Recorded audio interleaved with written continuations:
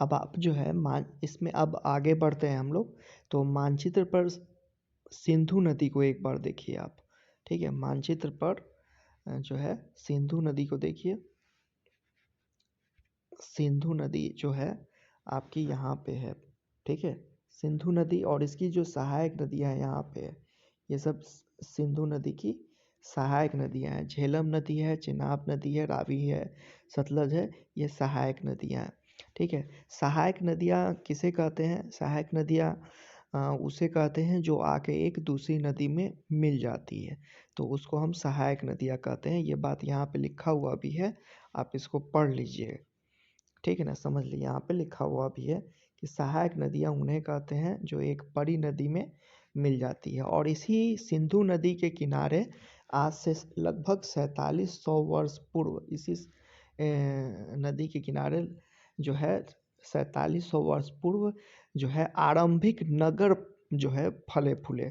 याद रखिएगा, इसी सिंधु नदी के किनारे लगभग 4700 वर्ष पूर्व इन्हीं नदियों के किनारे जो है आरंभिक नगर फले फूले। इससे पहले आप देखें कि जो आरंभिक मानव थे वो नर्मदा नदी के किनारे आपको मिले, वहाँ पे रहना शुरू किए थे। उसके बाद खेती का जो विकास हुआ उसके बारे में हम आप इससे पहले आपको बता दिए। ठीक है, अब जो है एग्रीकल्चर का शुरू हुआ, और एग्रीकल्चर कृषि का जो शुरुआत हुआ था तो लोग गांव में बसना शुरू कर दिया था। ठीक है ना, अब जो है लोग आज से 4700 वर्ष पूर्व सिंधु नदी के किनारे जो है आरंभिक नगर जो है बसना शुरू हुआ था। ठीक है ना, वहाँ पे आगे बढ़ा था। और गंगा को आप देख लीजिए, गंगा और इसकी जो सहायक नदियाँ हैं। ठीक है, गंगा और उसकी जो सहायक नदियाँ हैं, यहाँ पे आपको गंगा दिख रहा है ना, यहाँ पे गंगा नदी है ना, ये सब गंगा और इसकी सहायक नदी सोन वगैरह जो है यहाँ पे जो है लगभग 2500 साल पहले जो है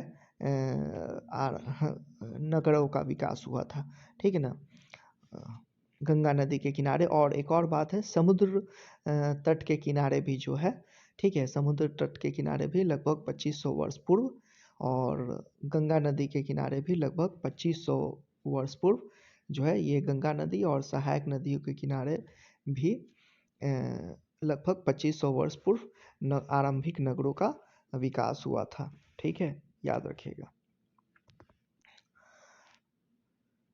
फिर यहाँ पे एक और बात आपको आगे रखना है कि ध्यान में रखना है कि गंगा तथा इसकी सहायक नदी सोन का पता लगाओ। ठीक है, गंगा और इसकी सहायक नदी जो सोन है यहाँ पे है। देखिए, गंगा नदी है, इसकी सहायक नदी यहाँ पे है। ठीक है, तो गंगा नदी और इसकी सहायक नदी सोन है, जो कि आज के बिहार में है। ठीक है, सोन नदी बिहार में है, बिहार में आके मिलती है। तो इसमें जो बता रहा है, ठीक है, क्या बात बता रहा है, इस पर देख लीजिए कि जो गंगा तथा इसकी सहायक नदी सोन का पता लगाओ। तो इसमें जो बता रहा है कि जो गंगा के दक्षिण में जो नदी थी सोन नदी है, ठीक है ना, इस नदियों के आसपास का जो क्षेत्र था प्राचीन काल में उसको मगध नाम से जाना जाता था। और इसके शासक बहुत शक्तिशाली थे, और उन्होंने एक विशाल राज्य स्थापित किया था। ठीक है ना, विशाल राज्य को स्थापित किया था। देश के अन्य हिस्सों में भी ऐसे राज्यों की स्थापना की गई थी, याद रखिए। ठीक है, गंगा और उसकी जो गंगा के दक्षिण में जो सोन नदी है, आप मैप में देखिएगा जो मानचित्र 2 है उसमें, तो गंगा के दक्षिण में जो सोन नदी है, तो वहाँ पे जो है मगध नाम से एक बहुत बड़ा शक्तिशाली साम्राज्य जो है स्थापित किया गया था। इसके बारे में आप फिर आगे के चैप्टर्स में अध्याय में आप पढ़ेंगे। ठीक है, अभी के लिए सिर्फ इतना ही दिमाग में रखिए कहाँ पे क्या है। ठीक है, एनसीईआरटी में जो बात दिया हुआ है ना, सिर्फ अभी उतना ही दिमाग में रखिए।